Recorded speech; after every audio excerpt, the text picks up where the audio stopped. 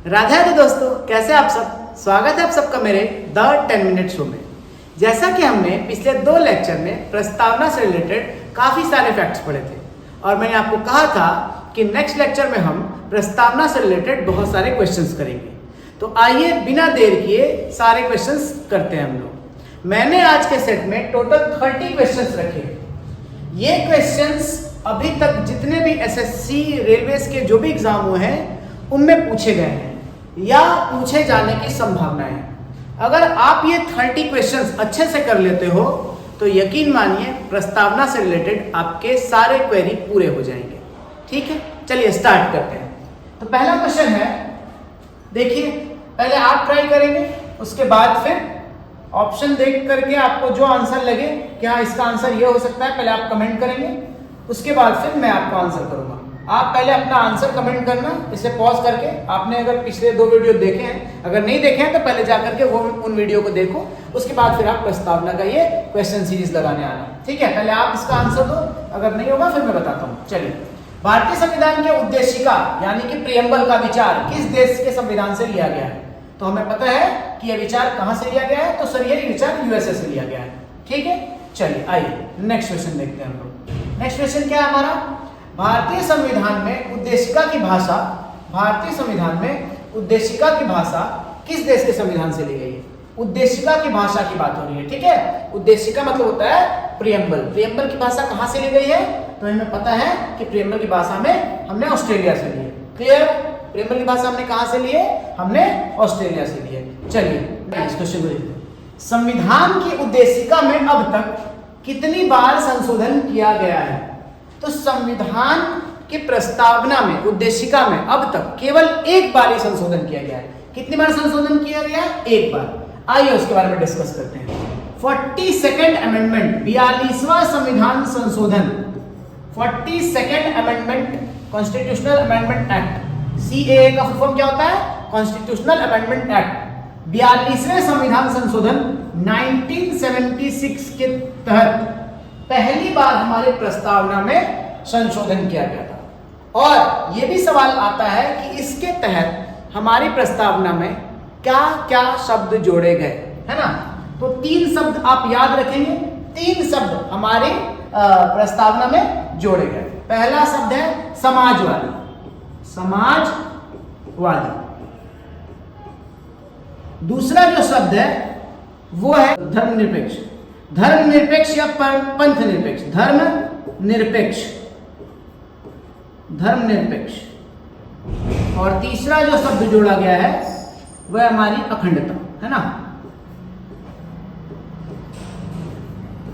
English में बोले तो सोशलिस्ट, सेक्युलर और तीसरा है इंटीग्रिटी, इंटीग्रिटी। तो आप ये याद रखेंगे कि 42वें संविधान संशोधन के तहत 1976 में 3 वर्ड्स जोड़े गए, समाजवादी, धर्मनिरपेक्ष, पंथ निरपेक्ष भी बोलते हैं इसे, और अखंडता, है ना? सोशलिस्ट, सेक्युलर और इंटीग्रिटी। ठीक है, और एक ही बार अब तक हमारे संविधान के प्रस्तावना में संशोधन की गई। ठीक है, चले आगे। चलिए नेक्स्ट क्वेश्चन है हमारा कि भारतीय संविधान की उद्देशिका में संशोधन किस संशोधन अधिनियम के तहत किया गया था? अभी हमने पढ़ा कौन सा संशोधन अधिनियम था, वो कौन सा हमारा अमेंडमेंट एक्ट था? वो था 42वां संविधान संशोधन, 42nd अमेंडमेंट एक्ट। चलिए थोड़ा जल्दी जल्दी करते हैं, है ना? आइए नेक्स्ट क्वेश्चन देखेंगे क्या है। हम भारत के लोग शब्द का प्रयोग भारतीय संविधान में कहां से लिया गया है? तो ये सर हमारी प्रस्तावना से लिया गया है। कहां से लिया गया है? हम भारत के लोग, ये हमारी प्रस्तावना में है ना? हमारी प्रस्तावना ऐसे शुरू होती है, we the people of India. Next question आते हैं, जल्दी से देखते हैं। नेक्स्ट क्वेश्चन क्या है हमारा? किसने प्रस्तावना को संविधान के आत्मा कहा है? किसने संविधान को किसने प्रस्तावना को संविधान के आत्मा कहा है? तो ये भाई ठाकुरदास भार्गव जी ने कहा है। किसने कहा है? ठाकुरदास भार्गव जी ने। आइए नेक्स्ट क्वेश्चन देखते हैं। बहुत बढ़िया, चलिए आगे चलते हैं। अगला सवाल है, किसने प्रस्तावना को संविधान का पहचान पत्र कहा है?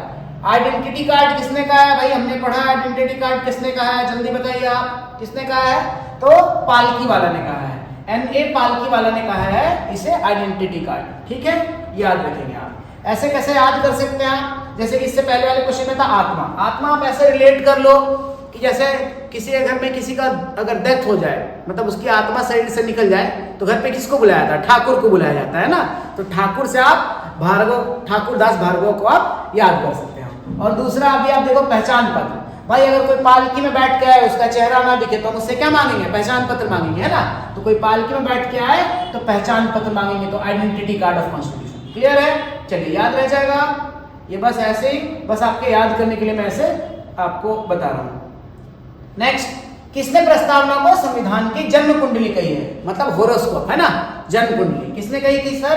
कुंडली, जन्म पत्री, ये सब भाई मुंशी जी का काम होता है, लेकर बैठना पत्री वगैरह। तो जन्म पत्री, जन्म कुंडली किसने कही है? के.एम. मुंशी जी ने कही है। बहुत अच्छा। चलिए नेक्स्ट क्वेश्चन देखते हैं। नेक्स्ट क्वेश्चन है हमारा, भारतीय संविधान का कौन सा भाग संविधान की आत्मा कहलाता है? कौन सा भाग संविधान की आत्मा कहलाता है? तो उद्देशिका कहलाता है। प्रस्तावना भी ऑप्शन में, दोनों तो सेम ही ऑप्शन है। इसका मतलब आंसर होगा उपयुक्त दोनों, मतलब 1 और 2 दोनों सही है। प्रस्तावना को उद्देशिका कहते हैं, उद्देशिका को ही प्रस्तावना कहते हैं, प्रियम्बल, है ना।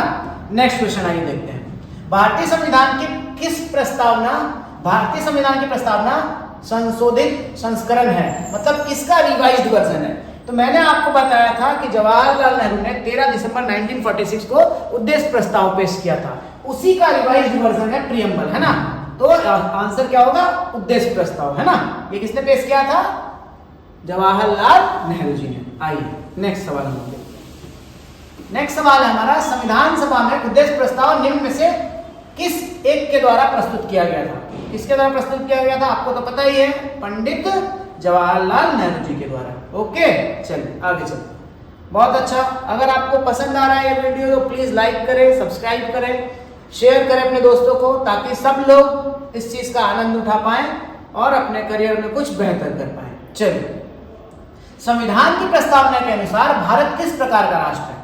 किस प्रकार का राष्ट्र? भाई हिंदू राष्ट्र है? नहीं, बिल्कुल नहीं, हिंदू राष्ट्र तो नहीं। यहाँ सिर्फ हिंदू रहते हैं क्या? नहीं। हिंदू मुस्लिम? नहीं, हिंदू मुस्लिम थोड़ी, और भी धर्म के कोई नहीं रहते हैं क्या? सिख नहीं रहते हैं यहाँ पे, हाँ, ईसाई नहीं रहते हैं क्या यहाँ पे? सब लोग रहते हैं। तो भाई हमारा जो हिंदुस्तान है, इंडिया जो है, वो एक धर्म निरपेक्ष यानी कि सेक्युलर नेशन है। कैसा नेशन है? सेक्युलर नेशन है ना। प्रस्तावना में सेक्युलर वर्ड है ना, पंथ निरपेक्ष, धर्म निरपेक्ष वर्ड है ना। चलो आइए, संविधान सभा में जवाहरलाल नेहरू द्वारा उद्देश्य प्रस्ताव कब प्रस्तुत किया गया था? अभी तो बात हुई, अभी तो बताया मैंने, 13 दिसंबर 1946 को। कब? 13 दिसंबर 1946 को। और बोला जाएगा संविधान सभा द्वारा इसे स्वीकार कब किया गया? तो 26 नवंबर 1949 को स्वीकार किया गया। और बोलेगा इसे लागू कब कर दिया गया? तो ये डेट है भाई, देख लो, है ना। जिस दिन हमारा संविधान लागू हुआ था उसी दिन उद्देशिका भी लागू हुई थी। आइए नेक्स्ट क्वेश्चन करते हैं हम लोग। चलिए नेक्स्ट क्वेश्चन क्या है? भारतीय संविधान की प्रस्तावना प्रयुक्त न्याय शब्द अभिव्यक्त करता है। भाई कितने तरह के न्याय की बात हुई है हमारे प्रस्तावना में? 3 तरह के न्याय, है ना। कौन कौन ढूंढेंगे? ऑप्शन में है क्या? हाँ भाई, सामाजिक, आर्थिक और राजनीतिक, सोशल, इकोनॉमिकल और पॉलिटिकल, है ना। आंसर यही होगा। चलिए नेक्स्ट क्वेश्चन है, नेक्स्ट क्वेश्चन देखते हैं हम लोग। जल्दी आइए, कीजिए, इसका आंसर क्या होगा, जल्दी बताइए। संविधान के संदर्भ में, सॉरी, भारत के संदर्भ में धर्मनिरपेक्ष शब्द का सही भाव क्या है? धर्मनिरपेक्ष, सेक्युलर वर्ड का सही मीनिंग क्या है? आइए देखते हैं। भारत के राज्य का कई वर्गों में विभाजन होना। नहीं भाई, विभाजन की बात तो ये नहीं करता है। भारत के राज्य का कोई धर्म नहीं होना। हाँ, ये सही है। भारत के राज्य का कोई धर्म, भारत का कोई धर्म है क्या अपना? नहीं, भारत का कोई धर्म नहीं है। यहाँ सभी धर्मों को बराबर का दर्जा दिया गया। आंसर यही होगा, है ना। भारत में राज्य का कोई धर्म होना चाहिए नहीं, ये तो नहीं हो सकता है। स्कूल में धार्मिक शिक्षा दी जानी चाहिए, ये भी नहीं हो सकती है। आंसर यही है, ठीक है। सेकंड होगा आंसर कि भारत में राज्यों का कोई धर्म नहीं है। ओके, चलिए नेक्स्ट क्वेश्चन देखते हैं हम लोग। नेक्स्ट है, संविधान की प्रस्तावना के अनुसार न केवल उत्पादन व वितरण के सभी साधनों का राष्ट्रीयकरण करना, वरन गरीब व अमीर के मध्य दूरी कम करना। यह वाक्य किस शब्द को वर्णित करता है? कल ही मैंने बताया था, एकदम याद करो। कल के वीडियो में मैंने ये बात बोली थी कि गरीब और अमीर के बीच का जो गैप है, इसको कम करना ही समाजवादी सिद्धांत कहलाता है ना। ये विचारधारा समाजवादी विचारधारा है। तो आंसर होगा सोशलिस्ट। ओके, आंसर क्या होगा? आंसर होगा सोशलिस्ट। ध्यान रखिए, आंसर क्या होगा? समाजवादी, सोशलिस्ट। ओके, चलिए आगे चलते हैं। आगे है सर, भारत के संविधान की प्रस्तावना में कितनी प्रकार की स्वतंत्रता की बात की है? कल ही हमने बात किया, कितने प्रकार की स्वतंत्रता थी? टोटल 5 प्रकार की स्वतंत्रता की बात की गई है ना? कौन कौन सी, जरा कमेंट में आप लिखकर बताएंगे कौन कौन सी स्वतंत्रता, जल्दी कमेंट करेंगे कौन कौन सी स्वतंत्रता। आगे चलते हैं। भारतीय संविधान की प्रस्तावना में वर्णित राष्ट्र की एकता और अखंडता का आधार क्या होना चाहिए? क्या होना चाहिए एकता और अखंडता का आधार, है ना? तो इसका आंसर होना चाहिए बंधुत्व की भावना। भाई भाईचारे की भावना अगर रहेगी तभी देश में एकता और अखंडता आएगी, है ना? बंधुत्व की भावना रहेगी, सब फ्रेंडली नेचर के रहेंगे, सब मिलजुल कर रहना चाहेंगे, तभी एकता और अखंडता आ सकती है। चलिए नेक्स्ट क्वेश्चन देखते हैं। किस वाद के फैसले में सर्वोच्च न्यायालय ने सर्वप्रथम घोषित किया कि उद्देशिका संविधान का हिस्सा नहीं है? प्रस्तावना जो है वो संविधान का हिस्सा नहीं है, ये बेरुवाड़ी केस में कहा गया था। किसमें कहा गया था? बेरुवाड़ी केस में, 1960 में, है ना? चलिए आगे चलते हैं। नेक्स्ट क्वेश्चन, कैसा लग रहा है सेशन? लाइक करें प्लीज।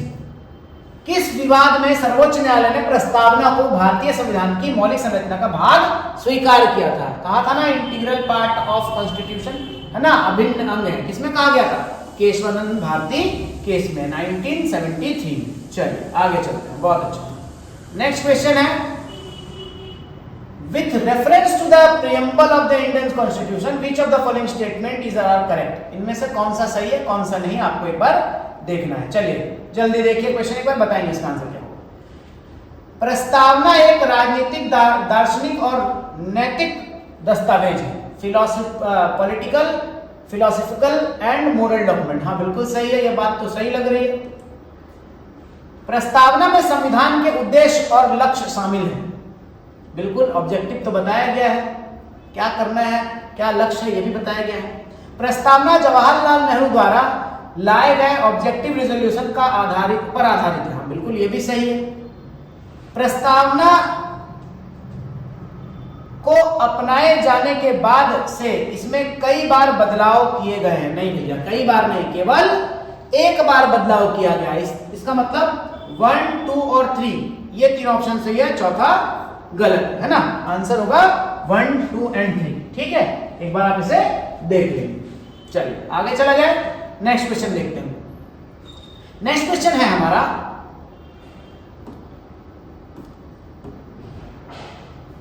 इनमें से कौन सा शब्द भारतीय संविधान की मूल प्रस्तावना में नहीं था? तो अभी मैंने आपको बताया कि समाजवादी, पंथ निरपेक्ष और अखंडता, ये तीनों शब्द बाद में जोड़े गए थे। क्या इसमें से कोई एक यहां दिखाई दे रहा है आपको? हाँ भाई, समाजवादी दिखाई दे रहा है, ये तो बाद में जोड़ा गया था ना 42nd अमेंडमेंट 1976 के तहत। तो ये आंसर होगा, है ना? ये बाद में ऐड किया गया था, ये मूल प्रस्तावना में हमारे नहीं थे। ठीक है, चलिए आगे चलो, आगे चलेंगे, जल्दी बताएंगे इसका आंसर। एसर्शन रीजन, एसर्शन देखते हैं पहले। एसर्शन क्या कह रहा है? प्रस्तावना संविधान का एक हिस्सा है और इसे पार्लियामेंट द्वारा बदला जा सकता है। हाँ भाई, बदला तो जा सकता है, बदला तो जा सकता है। रीजन, केशवानंद भारती केस में माना गया है कि प्रस्तावना संविधान का एक हिस्सा है, लेकिन इसके बेसिक स्ट्रक्चर को बदला नहीं जा सकता। हाँ भाई, अमेंडमेंट तो किया जा सकता है, ये कहा गया है, ये भी सही है। और केशवानंदन भारती केस में कहा गया है बेसिक स्ट्रक्चर नहीं चेंज होना चाहिए, बाकी आप इसमें अमेंडमेंट कर सकते हो। इसका मतलब ये भी सही है असर्शन, और जो रीजन दे रहा है वो भी सही है कि हाँ भाई अमेंडमेंट तो कर सकते हो, लेकिन बेसिक स्ट्रक्चर चेंज नहीं होना चाहिए। ठीक है, तो इसका आंसर 1 होगा कि असर्शन भी सही है, रीजन भी सही है ना, कथन भी सही है और उसका कारण भी सही है, और एक्सप्लेनेशन भी इसका करेक्ट दे रहा है। चलिए नेक्स्ट क्वेश्चन देखते हैं। नेक्स्ट क्वेश्चन क्या है हमारा? नेक्स्ट क्वेश्चन क्या है देखिए, असर्शन है सेक्युलर शब्द 1976 में 42वें संविधान संशोधन द्वारा प्रस्तावना में जोड़ा गया था। बिल्कुल सही है सर, ये तो बिल्कुल सही है, असर्शन तो सही है। आइए देखते हैं, प्रस्तावना में सेक्युलर शब्द जोड़ने से भारत पहली बार एक सेक्युलर राज्य बना है। पहली बार एक सेक्युलर राज्य बना, मतलब इससे पहले भारत सेक्युलर नहीं था। मतलब इससे पहले भारत एक हिंदू राष्ट्र था। मतलब इसका कहने का मतलब यह है रीजन का कि 1976 से पहले ये सेक्युलर नहीं था। कभी ऐसा कहीं आपने देखा है कि कहीं लिखा हुआ है कि 1976 से पहले कि ये हिंदू राष्ट्र है या ये एक इस्लामिक राष्ट्र है या और भी कुछ? भाई इससे पहले भी हम लोग सभी धर्म को बराबर मानते थे और सभी धर्म को रिस्पेक्ट करते थे, है ना? तो सेक्युलर था, बस ये वर्ड शामिल नहीं था। ऐसा नहीं है कि सेक्युलर था ही नहीं, पहली बार सेक्युलर राज बना, ऐसा नहीं। भारत पहले से ही सेक्युलर राज था, ये वर्ड शामिल हुआ हमारे प्रेमबल में, है ना? तो ये रीजन गलत दिया हुआ है सर। तो आंसर क्या होगा सर? असर्शन ट्रू है, रीजन फॉल्स है। क्या होना चाहिए? यहाँ पे ऑप्शन सी लिखाएगा ना, ये ऑप्शन सी सही है कि ऑप्शन ए असर्शन सही है लेकिन रीजन गलत है। चलिए आइए नेक्स्ट देखते हैं हम जल्दी से। नेक्स्ट सवाल क्या है सर? नेक्स्ट सवाल है प्रस्तावना में गणराज्य शब्द का क्या मतलब है? गणराज्य, गणराज्य, है ना? रिपब्लिक। आइए देखते हैं। The head of the state is elected by the people. देश का जो मुखिया होगा वो लोगों द्वारा चुना जाएगा। बिल्कुल सही बात है भाई। जहां पे रिपब्लिक होता है, जो गणराज्य होता है, वहां पे राज्य जो है वो लोगों द्वारा ही चुना जाता है, जो हेड होता है, मुखिया। The head of the state is a monarch. देश का मुखिया एक राजा होता है। देश का मुखिया एक राजा होता है। नहीं भाई ये तो नहीं है। देश का मुखिया प्रधानमंत्री द्वारा नियुक्त किया जाता है। नहीं ये भी नहीं है। देश का मुखिया एक खानदानी शासक होता है। नहीं ये भी नहीं है। आंसर यही होगा कि इलेक्टेड बाय पीपल, लोगों द्वारा चुना जाएगा। बोल तो रहा है यहीं पे कि क्या? गणराज्य। गण मतलब क्या होता है? गण मतलब लोग होते हैं ना। ऐसा जहां पे देश का जो सर्वोच्च व्यक्ति होने वाला है, जो देश का सबसे, जो देश को हेड करेगा, है ना, जो लीड करेगा, वो लोगों के द्वारा चुना जाएगा। इसी को हम लोग रिपब्लिक कहते हैं।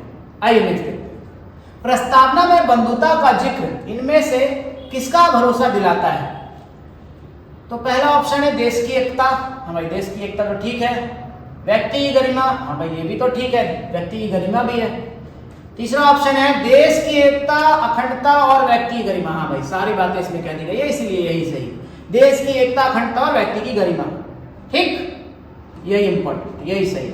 चलिए आगे देखते। नेक्स्ट क्वेश्चन है हमारा, प्रस्तावना में स्वतंत्रता, समानता और बंधुत्व के आदर्श कहां से लिए गए हैं? लिबर्टी, इक्वलिटी और फ्रेटर्निटी का जो ये वर्ड है, ये तीनों कहां से लिया गया है? ये आइडल्स तीनों लिए गए हैं सर फ्रेंच रिवॉल्यूशन से। ये मैंने पढ़ाया नहीं है, ये एक नया क्वेश्चन है और वो 42nd अमेंडमेंट के बारे में भी नहीं बताया था मैंने। तो आज 2 नए क्वेश्चन आप लोग को देखने को मिले, बाकी सारा कुछ मैंने वीडियो में बता दिया है, ठीक है? तो फ्रेंच रिवॉल्यूशन होगा इसका आंसर। स्वतंत्रता, समानता और बंधुता की जो आदर्श है हमने कहां से लिए हैं?